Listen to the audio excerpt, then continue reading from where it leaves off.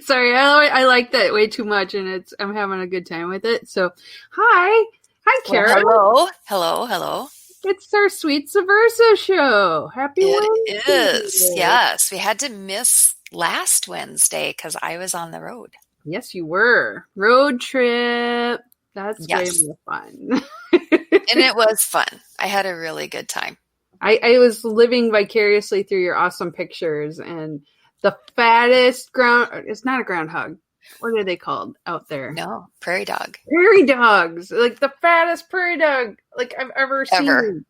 What did they eat? Like Oreos and Doritos and stuff? I know, right? That dude looked I didn't know you could get that fat eating peanuts. Well, but you can. You know, when you're that cute, though, people keep giving them to you. You're just like, keep eating. God. And they had so many that the prairie dogs were even kind of like, I mean, I suppose I could eat one. You're like, but I don't have to. But it was so cute. I love those little guys. They look so happy. Oh my God, yeah. And so the trip that I took was with my parents, and so we were headed to Colorado to celebrate my son's engagement to his girlfriend. So that was really good. And so we did it like a loop. We went from Minnesota to South Dakota and then down into Colorado where my son lives. And then when we came back, we went through Nebraska and then Iowa and up. So we did like a square. Did you do Taco Tico? We didn't. No! We're going to hit it at the wrong time. I know. Oh. I wanted to, but.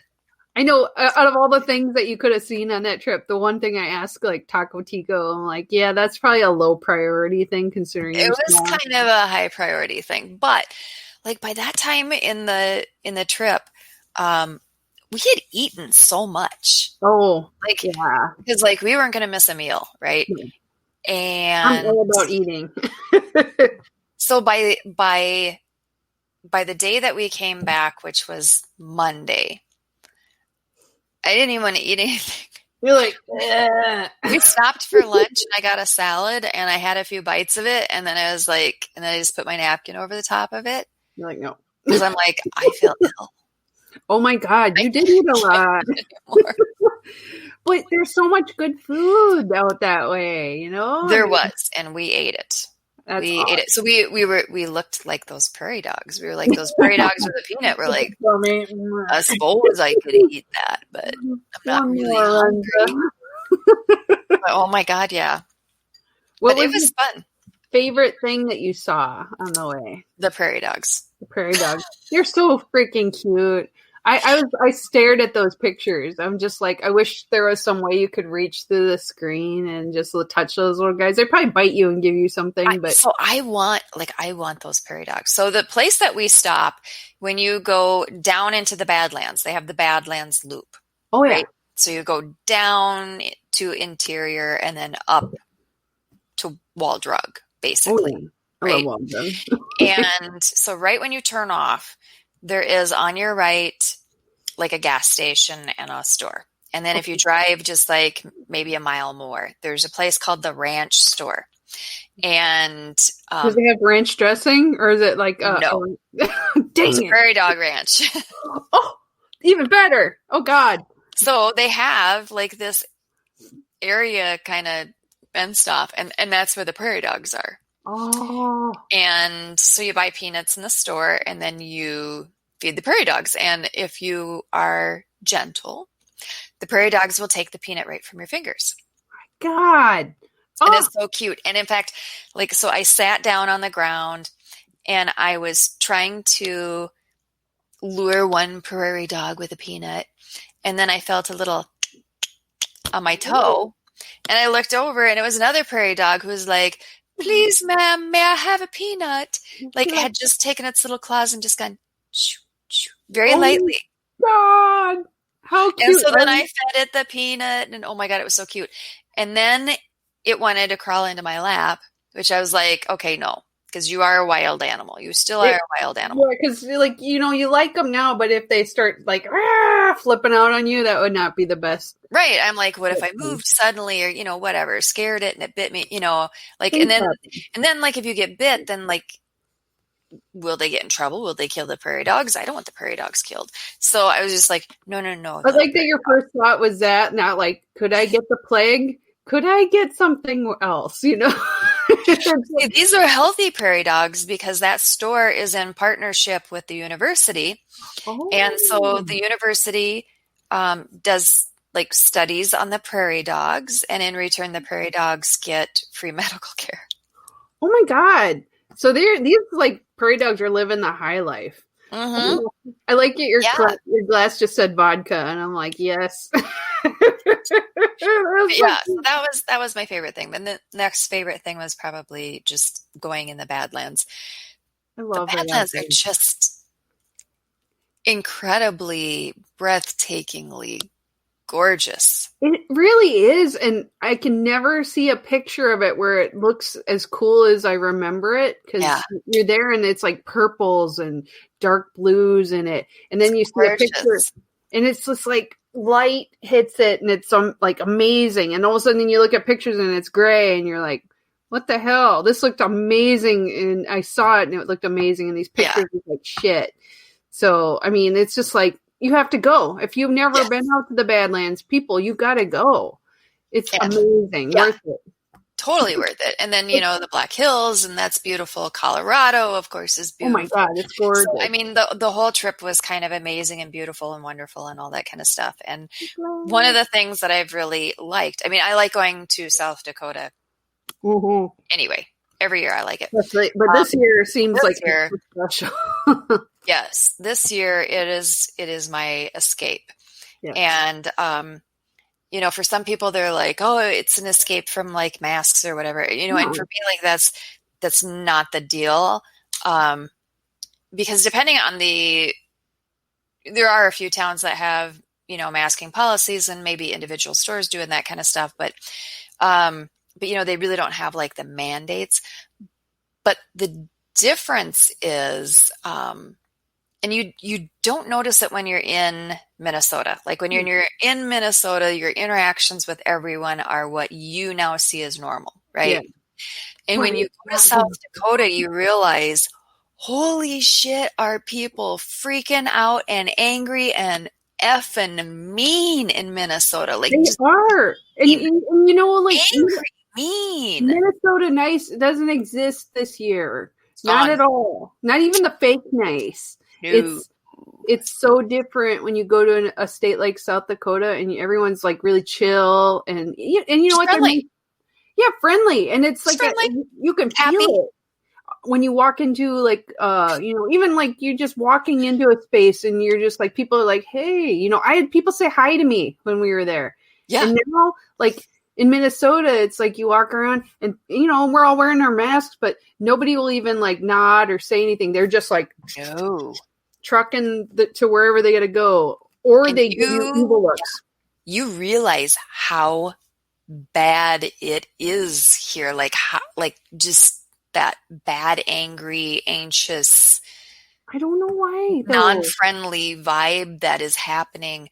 And when you go, outside of the state, because it was the same in Iowa too. Like when we went through Iowa, it was the same. And here's the other thing though, when we went through Colorado, and Colorado has even more stringent guidelines than Minnesota. That's right.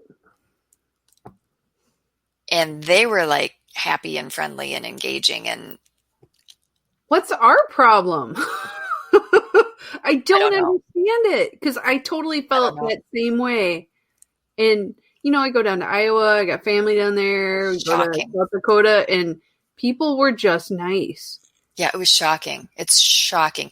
And, and I even like, because, we've gone to South Dakota a couple times this year now. So I kind of knew that, like I knew it again, right? But then when I went there again, it was shocking again. Like, even though I knew that was going to be the difference, it was shocking again. And then I thought, well, we'll see when we go to Colorado what that's like. You'd think it would be the same, like, as Minnesota, because they're kind of that same sort of demographic, right? You know, a little more liberal. But here's the thing. They are out and about. Yeah. So even though they have, like the same kind of restrictions on dining and all that kind of stuff that we do, their population is out and about and enjoying things. Like they are outside. Like they're outside all the time, and they're doing stuff, and they're engaged, and they're just still like doing things and engaging and finding ways to interact with one another and all that kind of stuff. To make it work. Yeah. Mm-hmm. And I feel like when I've done stuff around, Minnesota, and I try, yeah. and it's so weird because even people who like me, that I consider friends, it's awkward. It is awkward. It's not relaxed at all, and I'm like always like trying to gauge it. Like how close can I be? Should I go further? Should I get closer? What? But then like in these other states, it's just like it's like everybody kind of knows what to do, and it's like we're all on the same page. I don't know why. I don't get it either. Yeah, I don't know either. And even just like going in a store or a gas station or a restaurant or I just don't get it. Cow. Oh, I don't know. But I'm glad that and I hate trashing on my home state. I know. I don't want to be trashing on it. And I can't figure out what it is. Because we have like parks. I don't know what it is. It's not like we don't have parks and stuff for people to do outside, like why is it so different? Is it that Nordic, like, I'm going to be angry about this and I'm taking you all down with me? I don't know. It's scary. But at least, you had little furry friends to kind of. I did have little furry friends. I'm surprised one of these days Kara's going to be like, look, I'll come over to your house and go, you can't tell anybody, but look what I have. I'll be like, oh my God. Yes. You have to take that back. And you'd be like, never. I'll tell you, when I retire, it's probably going to be in that Badlands area, and I am going to have a big old yard of prairie dogs. Oh, hell yeah. And I want to have like a center courtyard in my house that the prairie dogs can dig their little tunnels and come up into my house. So I can be like sitting on the couch, chilling, watching TV with my prairie dogs. Oh my God. How awesome would that be? I think it'd be neat. Like if you could have like in the zoos where they have the little clear wall and you can like look and you can see their little tunnels and you can watch them and stuff underground. See their little babies. See their babies. Oh, I would just sit there and stare all day. I know this has got to be the weirdest show for anybody who's like, oh my prairie dog show. It's the prairie dog show. Yes. And I was just like, oh, they're so cute. I love talking about animals. Yes. Do you have some cute Libertarian Party news? Yes, we do. Is it about the new like our animal? That what do you call it? Yes, like a mascot. Mascot. I was like gonna go our animal. Yes. Our LP animal. Our LP mascot has officially been announced last week, and I am super thrilled because I kind of assumed it always was, but it hadn't been official. Right. So, let me go find a picture of it, and then we can just like say that's what it is. Yay! Okay, I'm gonna. Which I was really happy about. Oh, this is the wrong color. Like that's not gonna work. That's the old one. This one looks like it. Is this right? Is this the official one? We'll see. I'm gonna show it to you, and you'll probably go, "That's wrong." And I'll go, "Okay." But that's okay. Let's look. Okay. Let's see if I can get my shit together. Okay. Share screen. And we're going to look at that guy. I could probably find it somewhere else. Like that. Libertarian Party porcupine. Yeah. Now, I don't know if that's the official one. Yeah. I think they'll like come up with what the official logo might look like on Yeah. that. And then I just sent you something in chat. Hopefully it hopped Oh. over to you. Okay, let me I got confused by my own okay, here I go. Look at my chat. Wait, which chat? Oh, this thing. Here we go. Yes. So pop that up, because I in can honor of that, in honor of the LP making the porcupine the official mascot, yeah. the Libertarian Party of Idaho did something really neat that I'm hoping we can copy here in Minnesota. Let's see, is this the right page? Where did it go? I'm not sure which one. Let me look at this really quick. No, not that guy. Where did he go? I just opened it. Sons of... Oh. Well, there. That'll work. Okay, I got it. I got it. I'm just like confusing myself. Whoa, that looked weird. That didn't work right. Here, let me try one more time. Technical difficulties. Okay, so... It's because I sprang it on you. Yeah. It should be this one. That. There? Is that the one? Okay, yeah. So the Libertarian Party of Idaho, as you can see, they adopted the porcupine at the Boise Zoo. Yay! And so there will be a plaque that goes up at that animal's enclosure in honor of David Nolan. Oh my goodness! One of our founders of the party. That the Libertarian Party of Idaho has adopted this Can Minnesota do that? American porcupine. So I'm like hoping maybe we can do that in Minnesota. That would be so cool, Kara. I love that idea. And like maybe other states will do that. I don't know. But I'm like, and they did it really quick. I was like, holy cow, man, they hopped on that and did it. They probably like, if that is official, then we're going to adopt one. Yeah, I'm kind of jealous about that. Like one of the highlights in my life was when Kara and I went to the Minnesota Renaissance Festival and got to see a porcupine there. And I have some quills, like they shoot them out or something. They let them go. I always imagine it's like a machine gun, but I don't think that's what it's like. But I have a couple of them like right over and like in I think my cabinet somewhere. So that way, if I need to, I can like have my porcupine weapons ready. I think we should do that. How cool would that be? I know. I got to find out how much it is. It might have to be a fundraiser sort of thing, It might not be as easy. But, sometimes they like just having the press too, like have people interested. And so sometimes it's lower than you'd think just to do it every year, just keep renewing it or something. Instead of a lifetime one, it's our porcupine now. We can take them home with us, right? And exactly. So since the last time we had Sweet Subversives, we've had a few events. We did have the LNC event where, yes, porcupine became the animal. That was awesome. We also had a vice presidential candidate, Spike Cohen, came to Minnesota, and he door knocked for a mayoral candidate of ours, Chris Klebier. And so that was very fun. That was great.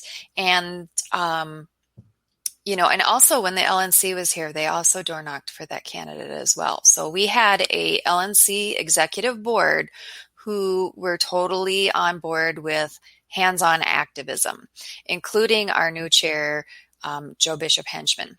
And so that was really neat. So they door knocked for him. We had food that evening. We had entertainment. We had like 3 comedians that performed. So it was a really great night. And we were able to knock almost 3 entire precincts that night. That's huge. That was a big deal. And then, so then Spike came just a couple days later. And so we quickly organized another day of door knocking and got that done. And, we had probably like almost 20 so people, maybe a little more door knocking that night. So we were able to finish up pretty much the rest of the city.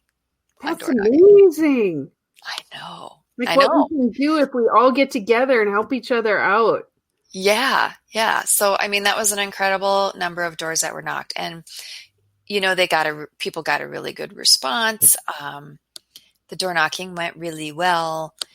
There was good feedback from it. People were asking for yard signs. So yeah, it went really well. And there again, I mean, we had our presidential candidate knocking doors for another candidate. Isn't that amazing? Do other parties do that?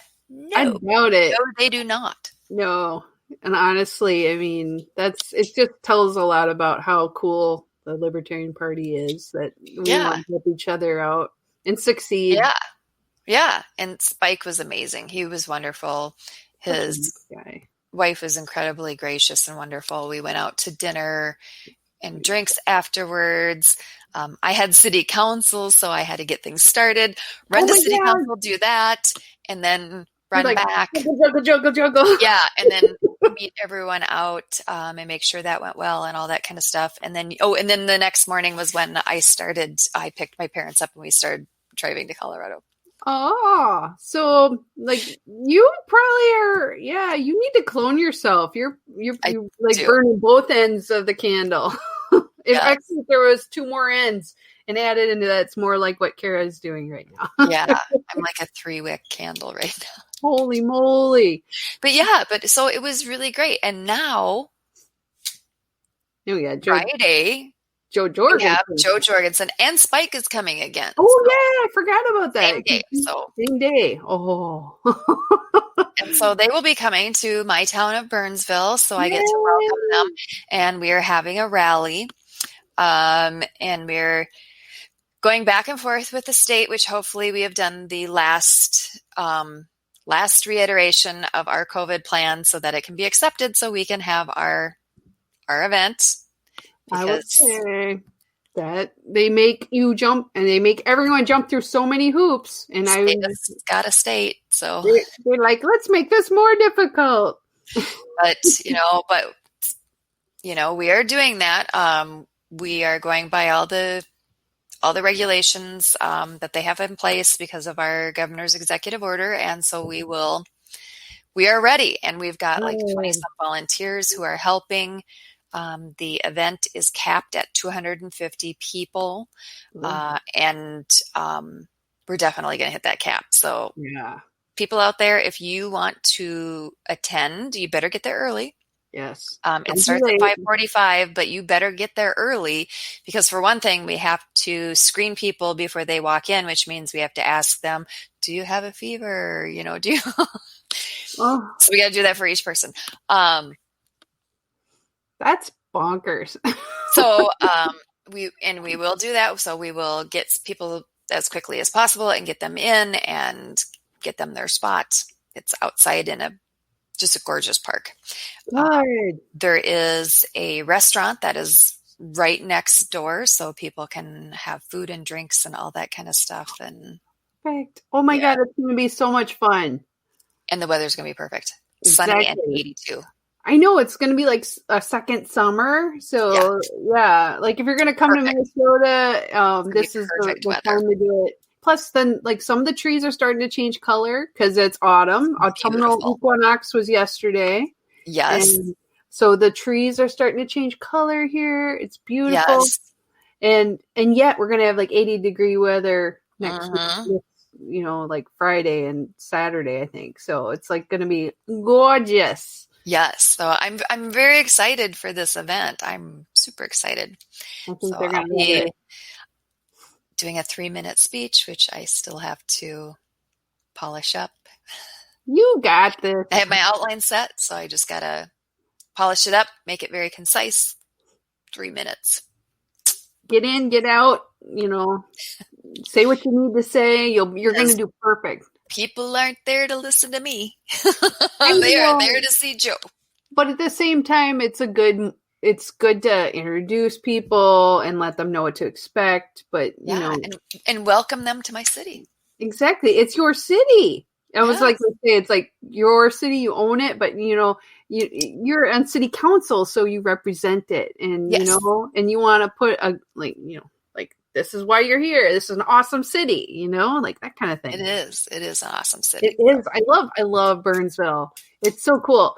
And I mean, I feel like I can do advertisements for it right now, but I always see like the cool stuff that they're doing there. Like, yes, like cool events coming up. I saw there's some like music outside things, and like there's been way more in your community than we have in any other little town. We are having a ton of events in our community. In fact, Saturday we're having a dog event in our community. So people can dress up their dog, and we're having a dog parade, and there will be vendors at the park with dog related toys and products, and there will be food trucks for both people and dogs for snacks.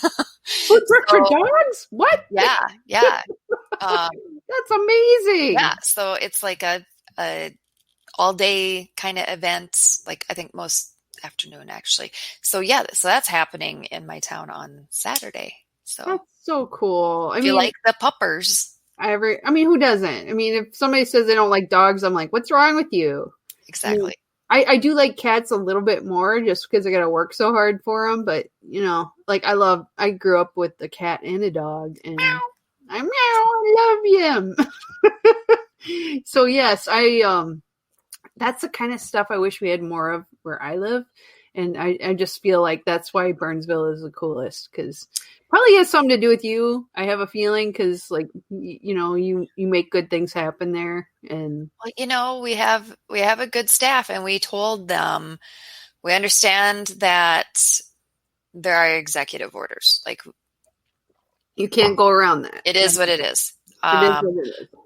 But come up with creative ways that we can still do a ton of fun activities. And they have. They have. What is so awesome. I love that. I mean, I see a lot of communities that have just like given up, They're just like, nope.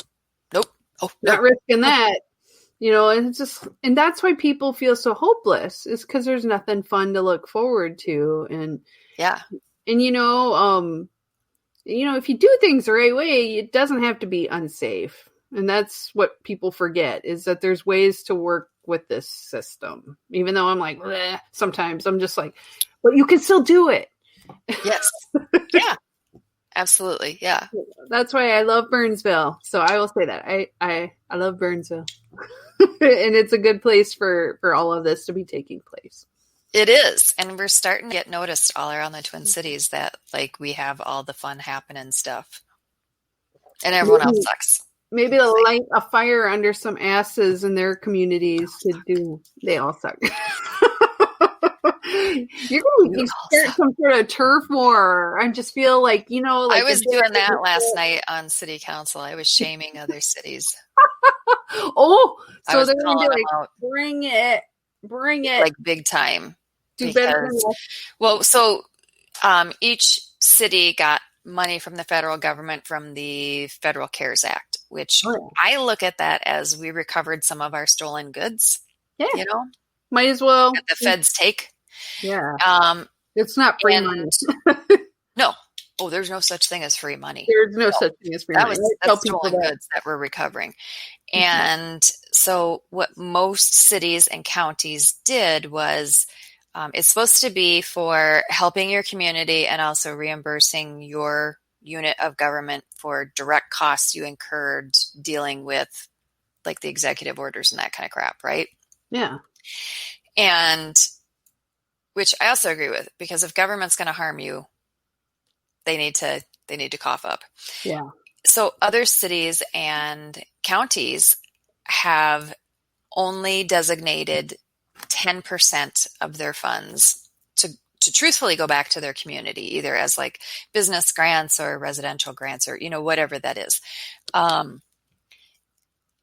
the rest, they're just like paying their payroll with and other bullshit like that, right? Like they're totally just taking it. They're taking it, right? They have reimbursable expenses, but really they're just taking it. They're just going to take it. And we didn't do that. We designated like $1 million right off the bat. And then last night we had all these, grants coming in, but we still had 24 businesses that weren't going to get anything, that have been harmed by the government because of the shutdowns, and they aren't going to get anything.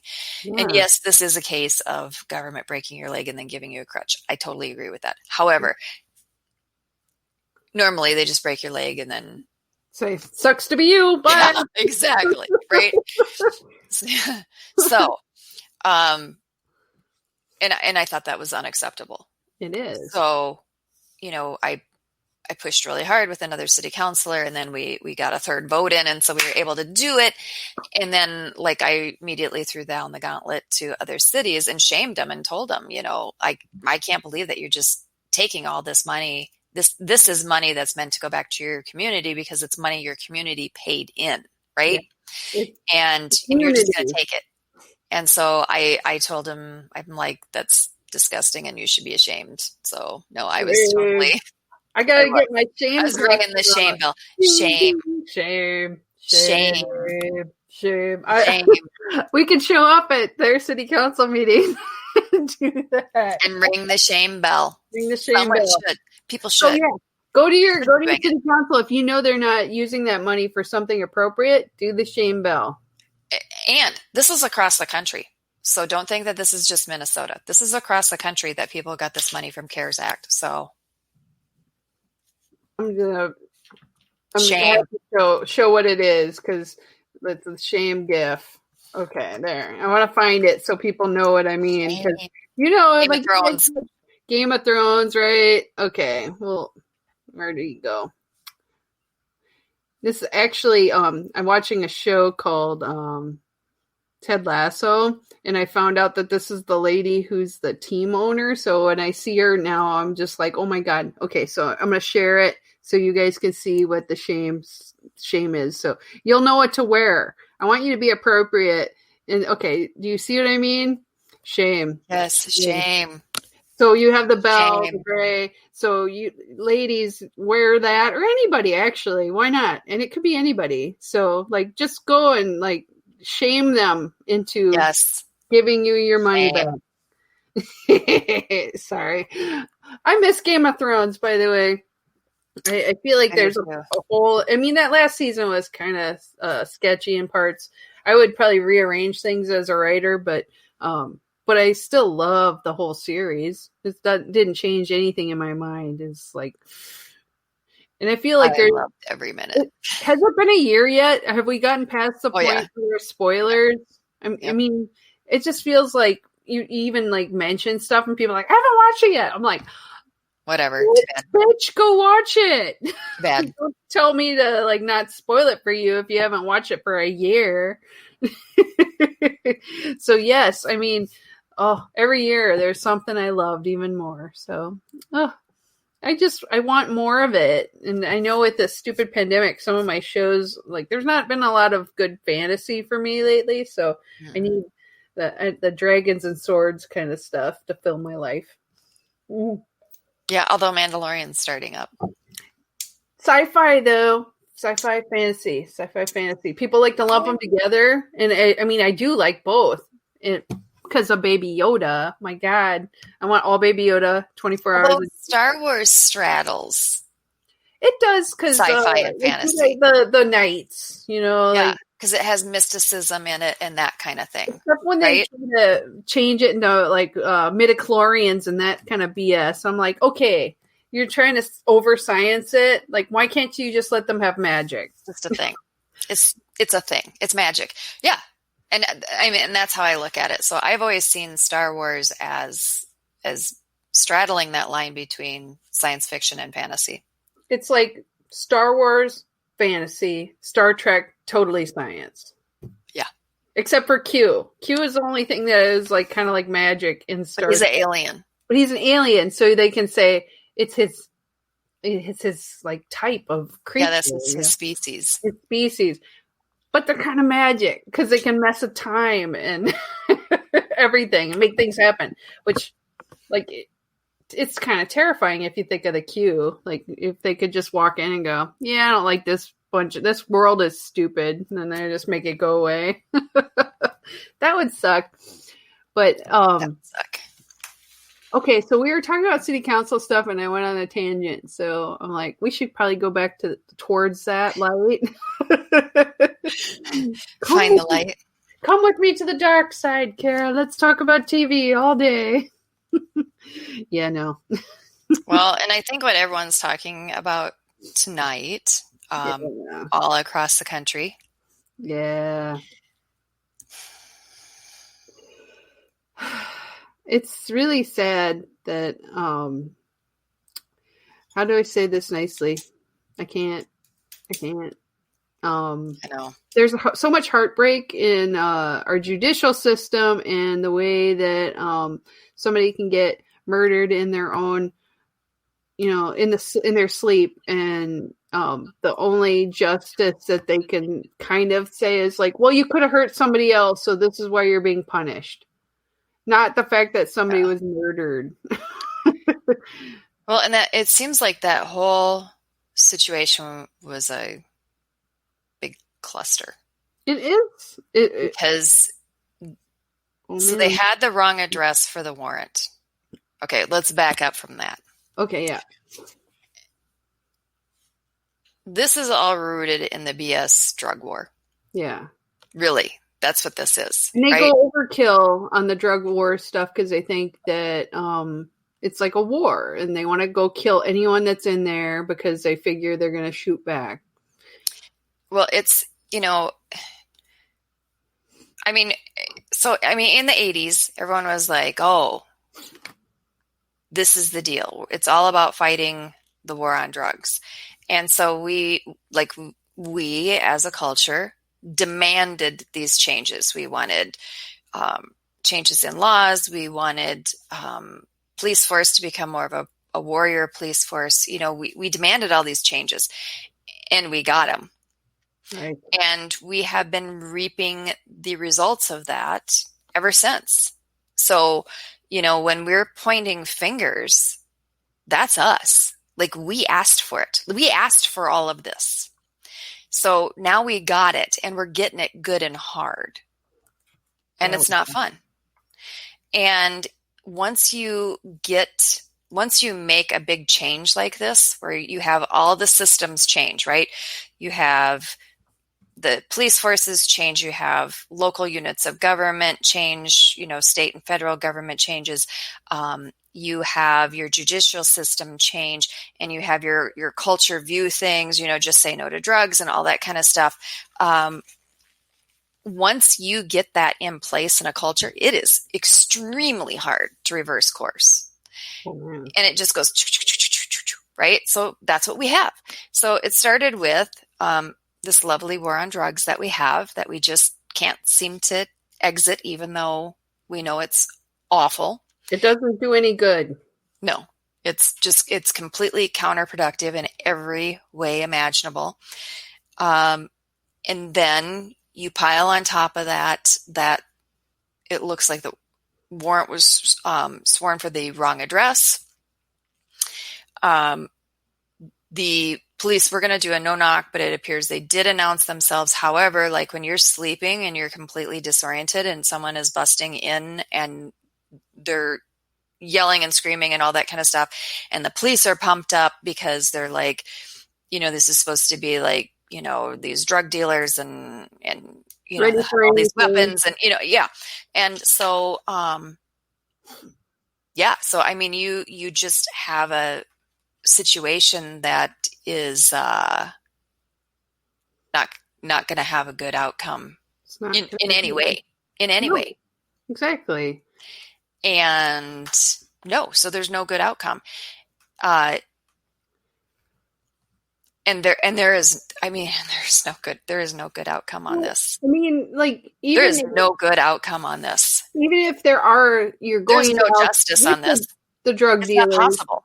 Why is the expectation that they have to kill them? Like, why is it that you were going to go into any house and kill everyone that's in a place?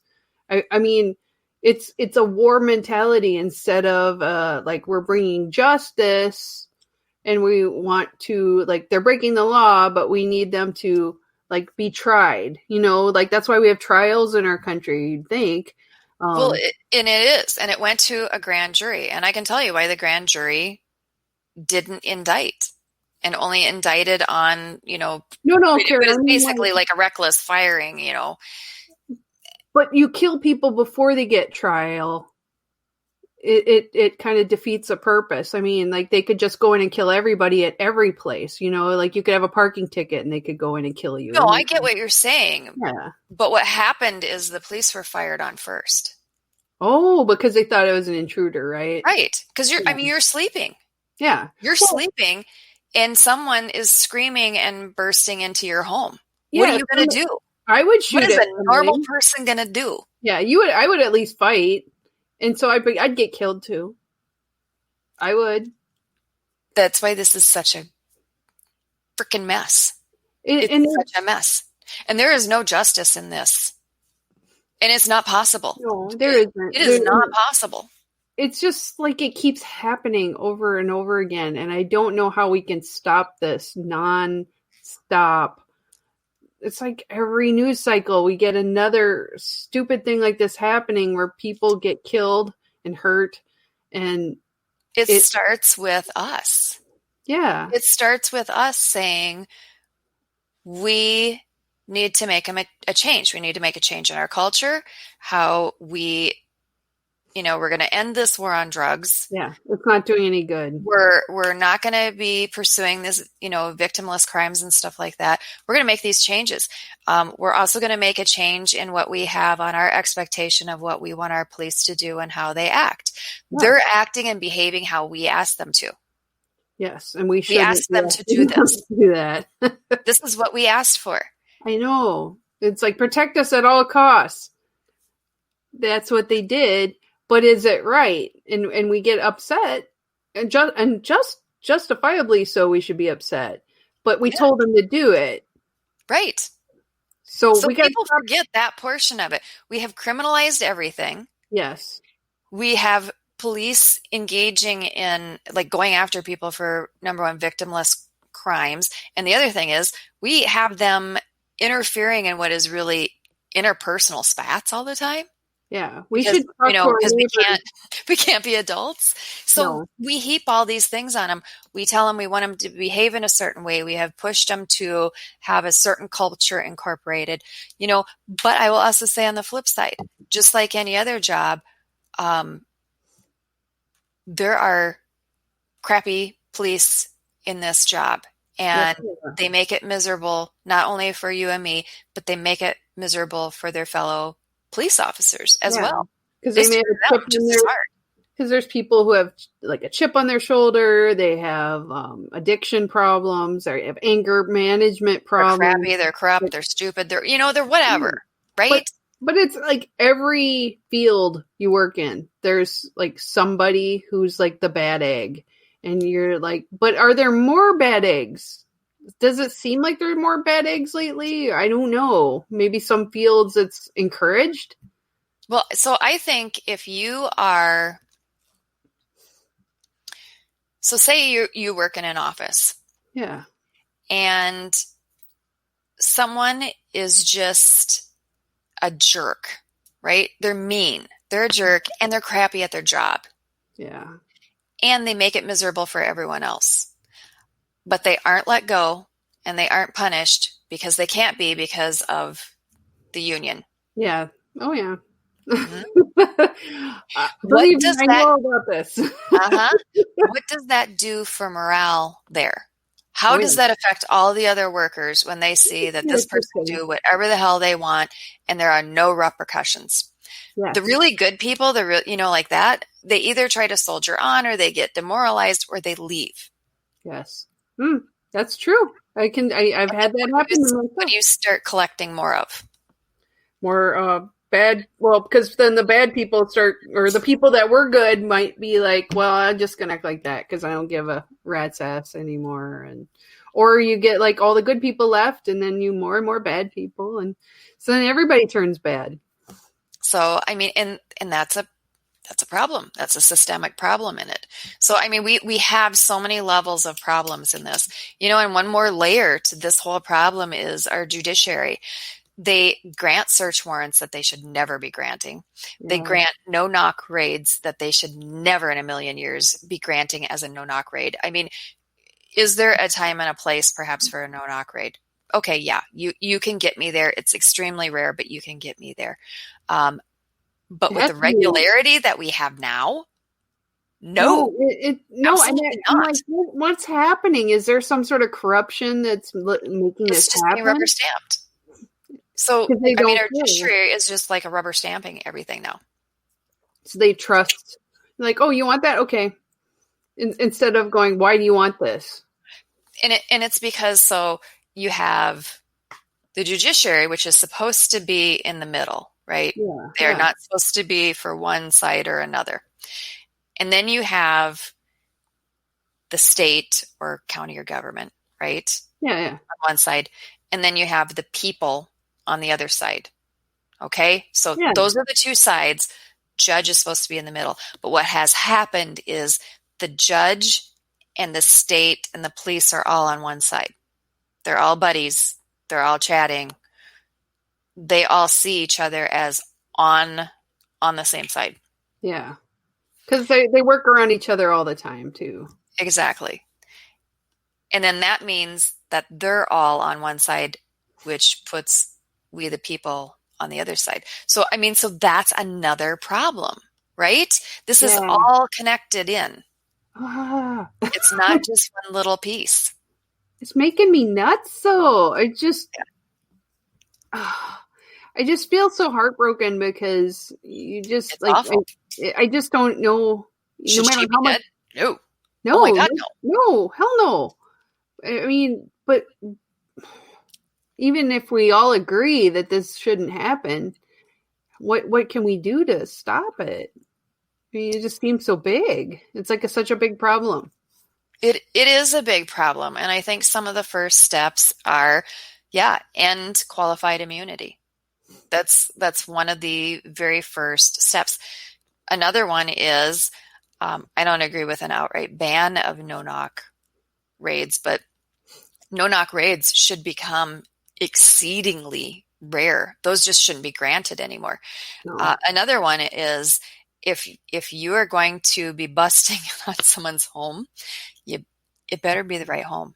Yeah. That better be the right home. Double check. They need to maybe have more oversight when they're going to do a no-knock raid. I mean, more like somebody who's maybe outside of the police force watching in and going, hey, this seems like it's getting out of control or something, you know. And probably the biggest one is end the war on drugs. Yeah. This is a medical issue. It is. Addiction is a medical issue. You do not cure diabetes by sending someone to jail. So you're not going to cure addiction by sending someone to jail. That's not how this is handled. Well, I mean, and you think about this whole year, there's so many people struggling with depression and anxiety, and now addiction's probably snowballing out of control. It is.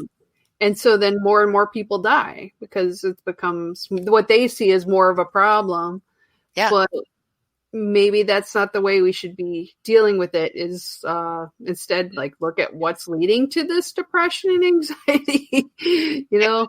Yeah, exactly. And when you look at addiction, when people are addicted, they are self-medicating because they have a problem. Yeah. There's some problem that they can't solve themselves. Yeah. So they're trying to figure out how to solve it. They're doing it the wrong way, but they're trying to figure out how to solve a problem.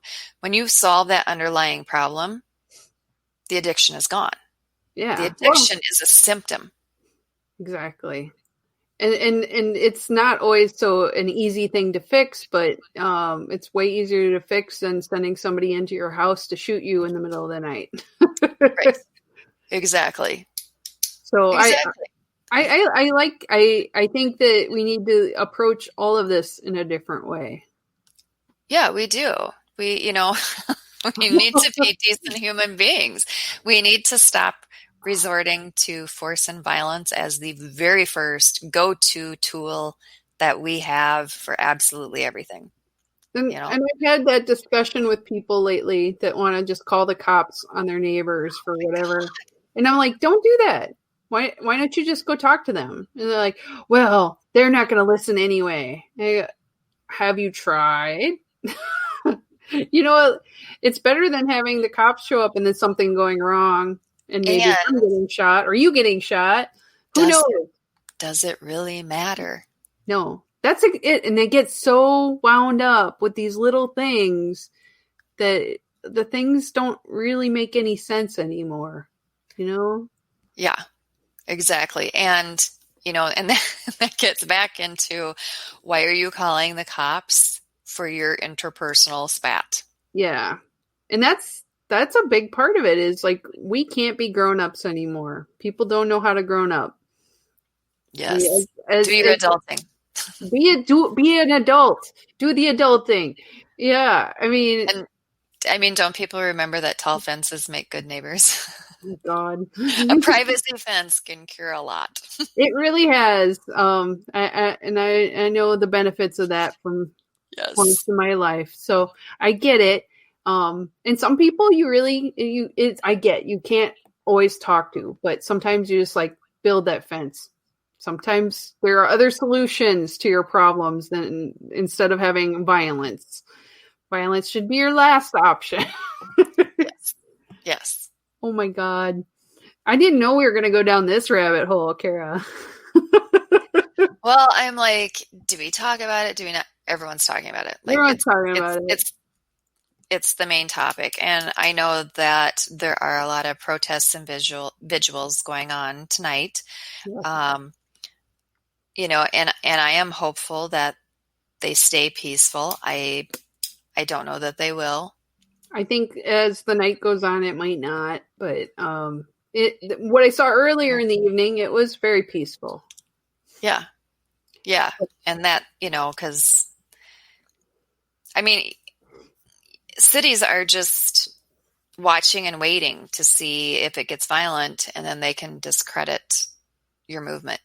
They can discredit your protest. But I also get the fact that people are frustrated because they're like, you know what? We've been peaceful for decades. And nothing has happened. So what do you want from us? Like, we've already tried that. And we've tried protesting and people get angry at us for that. And we, so I understand that too. Like, I get that. Oh. But my hope is that everyone is safe and, that whatever activism you choose, you stay safe. Exactly. That's all I hope for everyone. Because we all got to come home to our kitties. I know. Well, and I have friends that live up there, and we all have friends that live like in these communities, and they have businesses in the communities, and it's so many people hurting, and it's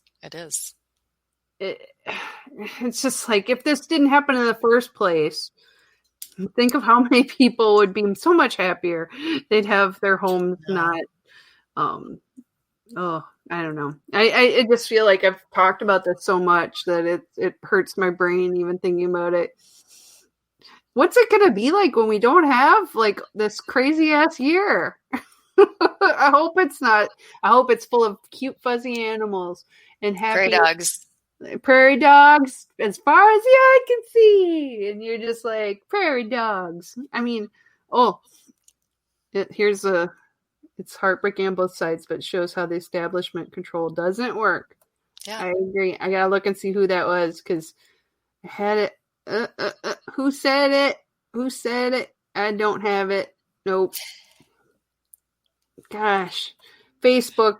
After Facebook changed, it ruined my life. No. How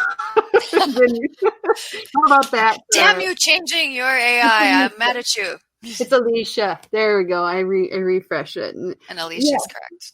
She is absolutely correct. Yeah.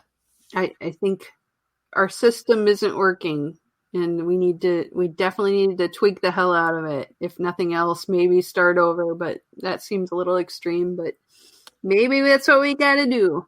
I don't know. Hey, Yes. so we have 5 minutes left of the show. Yes. Should we talk about good things since I feel like I depressed the hell out of myself. I'm like, Yes. ugh. Yes, we can. Okay. Now I got to remember what my good thing was, though. Oh my God. So anyway, shit, I did it to myself. What was my good thing? God. What was your good thing? Well, finally coming back here and getting to talk to you after your long trip. I've been lonesome, and you know, I actually, okay, this is totally lame ass shit. Work related, which I don't talk about much, but I was having so much trouble doing all this billing, which is such a lame thing to talk about, but I figured it out this week. Yay! High five me. And so now I feel like I'm back on track, and like there's some good things going on now. Good. So and we had our big rah-rah meeting at work, and everybody's like, it's not as bad as we thought, because it looks like things are turning around. So Heather's going to be good. And I feel like...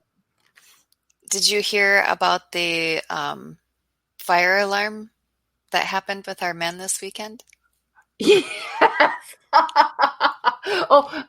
Because you guys have like Google.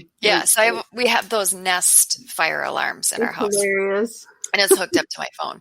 And so I'm getting ready to have dinner with my parents and my son and his fiance, and we're, doing the special celebratory dinner, right? Yeah. And my husband's at home, and Heather's husband joined him, and they're playing video games and drinking beer and having a good old time. And I get an alert on my phone that there's smoke in the house. And the first alert that I get, I kind of laugh and I go, oh, dinner must be ready. Yep. And it was. And we kind of laugh, And then I get another alert like a few minutes later. It's going off again. And I'm like, oh, no. I'm like, God, can't they open the window? What's going on with them? And so I text them and just say, just checking to make sure everything's okay. I'm getting the alarm on my phone. Yes. And so then I don't think anything of it. And we get our menus and we're starting to order. And then I get another alarm on my phone that now 2 of the smoke detectors are going off. Not just 1, but 2 now are going off. It's getting real. And I'm like, the hell? So at that point, I try calling him. No answer. And I try calling several times. No answer. I'm texting. No response. And then I get an alert on my phone that says, leave your home immediately, dial 911. Oh my God. So you're like, okay, I better call 911 for That's what my Nest is saying, right? And I'm like, Oh my God. So at this point, I'm picturing that the guys are out somewhere. We live in townhomes. And maybe a neighboring townhome caught on fire and smoke is pouring into my townhome, and Mabel is hiding under a bed, my cat, coughing and getting ready to die. Yeah. Like this is now what I am full on picturing. Yep. And I'm thinking, I'm in Colorado. I can't just dial 911. Right? Because that puts you through to Colorado dispatch. Yeah. So did you call like... So I'm trying to look up what phone number to call directly and all this. So, and I finally get a phone number and call, and I'm telling them the whole thing. And I'm telling them, I don't know that it's a fire, but I am getting these alerts, and it's been 27 minutes at that point. And like, my husband hasn't gotten back to me. And he, won't return my calls, and my cat is in there. Save my cat. At that point, when I'm telling him that, Mabel is in there, I'm like, I'm starting to like choke up, and I would cry. The cat's there. Yeah. Oh yeah. So yeah, it's getting fun. So oh no, Kara. So then I text Tracy one more time and say, I called 911 and I gave him the code to our garage. Oh geez. Surprisingly, I get a call immediately. Yeah, like, hey, not only is this going on, but I called the fire department. Oh, Rory's here. Hi, Rory. He wants to hear this story. Yeah, he thinks this is hilarious. So he goes, what about then, Mabel? So then they call, and yeah, it was totally just a pizza that was out of control in the oven with cheese melting and burning everywhere. Oh And my so God. so Tracy had to stand outside and meet the fire department and tell them, nope, just me making dinner and not returning my woman's call. Yeah, if he had just returned the call, it wouldn't have happened. Oh, shit. Exactly. Well, I'm glad Mabel was okay and your house didn't burn down. Exactly. Oh, we have one nice thing. Oh, yeah, here's Alicia's. Here's Alicia. Yay! That is an awesome thing. And I'm very excited we get to hang out and make steaks by the lake and enjoy the scenery of the beautiful leaves. It is going to be because the maples here are turning gorgeous right now. And this is Rory's good news is that he went to the vet today, which wasn't the good news. Good and boy, he was feeling very good afterwards. So he went and took a nap, and now he's ready to go get pets again. So he's feeling good now. He hates good kitty cat. So that's his good news. Well, now we're over time. Now we are. Well, that's all right. I was really glad to get to talk to you, Kara. Yes, this is very good to see you again. And I hope everything goes good for the weekend and get to give Joe Jorgensen hugs and whatnot. And yes, and have fun at your Biederman family event. Yes, and we're going to go see the Mayfields too. It is grown, yes, exponentially. So yeah, sounds like it will be fun. Awesome. And so I hope you have a good weekend. And then next week we will see all of each other back for Sweet Subversives next Wednesday. Yes. And I will put this I'll do this. Look. And if you want to support us, go to our Patreon. We'd love that. When we do have one day, I'll have to go look at it again. If someday somebody will support us, and we will talk about it on the show. So have a good week, guys. Let's see if I can get my crap together. See you all later. Take care. Love you.